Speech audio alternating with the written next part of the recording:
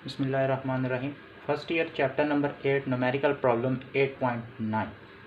Statement समझे इस numerical की। आपके पास एक ट्रेन है, वो ट्रेन स्टेशन पे खड़ी है अभी, और एक ऑब्जर्वर है जो अभी प्लेटफॉर्म पे है। ट्रेन स्टेशनरी है, स्टेशन पे है, ऑब्जर्वर भी अभी प्लेटफॉर्म पे है।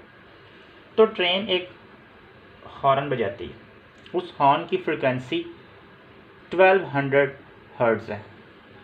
उस फ्रीक्वेंसी को ओरिजिनल फ्रीक्वेंसी ऑफ हॉर्न बोला गया। ठीक है जी। अब ट्रेन क्या करती है, वो मूव करती है और एक्सेलरेट करती है, ठीक है, किसी स्टेडी स्टेट के अंदर। तो स्टेशन से जब ट्रेन मूव करेगी तो 50 सेकंड के बाद ड्राइवर ने एक और हॉर्न बजाना है। तो प्लेटफॉर्म पे खड़ा ऑब्जर्वर उस हॉर्न को सुनेगा। उसकी फ्रीक्वेंसी को अपेरेंट फ्रीक्वेंसी बोला गया, एफ डैश 1140 हर्ट्ज होगी। ये जी आपने कैलकुलेट क्या करना है, स्पीड 50 सेकंड के बाद ट्रेन की स्पीड क्या होगी, स्पीड ऑफ सोर्स या ट्रेन जिसको यू ऑफ एस बोला गया, ये कैलकुलेट करना है। और स्टेशन से 50 सेकंड गुजरने के बाद कितना डिस्टेंस कवर कर चुकी होगी train, distance covered by train S, ये कैलकुलेट करना है। टाइम आपको 50 सेकंड का गिवन है और स्पीड ऑफ साउंड बुक में 340 मीटर पर सेकंड। सॉल्यूशन फाइंड करते हैं इस न्यूमेरिकल का।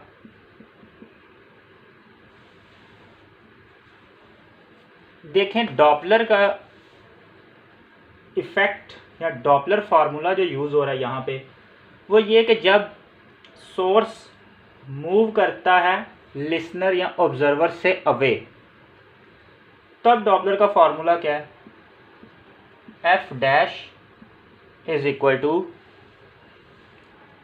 We over V plus U of S into F. F original frequency horn की और F dash apparent frequency. V speed of sound और U of S speed source की train की आपने कैलकुलेट करनी। वैल्यूज़ को पुट कर दें। एफ डैश की वैल्यू कितनी है, 1140, 340 over 340 plus U of S, और फ्रीक्वेंसी आपके पास ओरिजिनल 1200 हर्ट्ज। अब आप इसको सॉल्व करें, देखें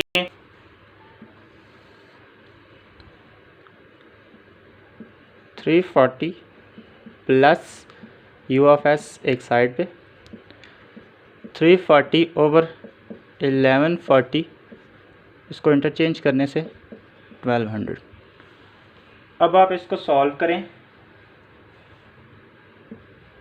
340 प्लस यू ऑफ एस, इस पोर्शन को सॉल्व करें कैलकुलेटर पे,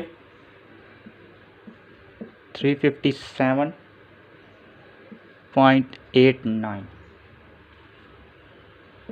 you of S is equal to 357.89 minus 340।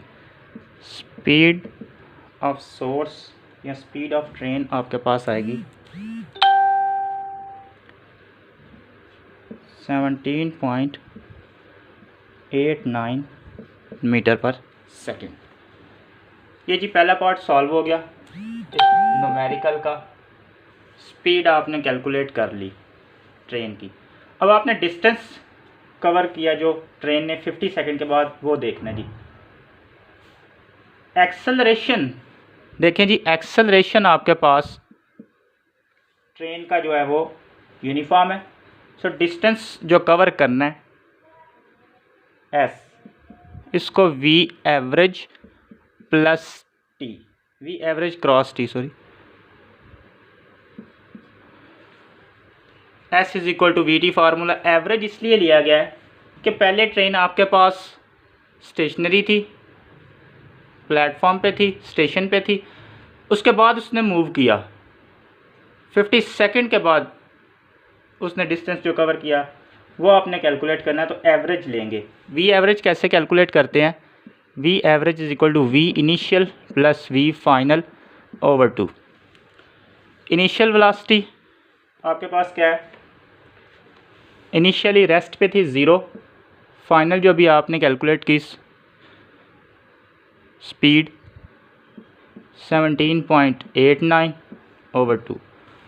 Average आपके पास आ जाएगी 8.95 मीटर पर सेकेंड।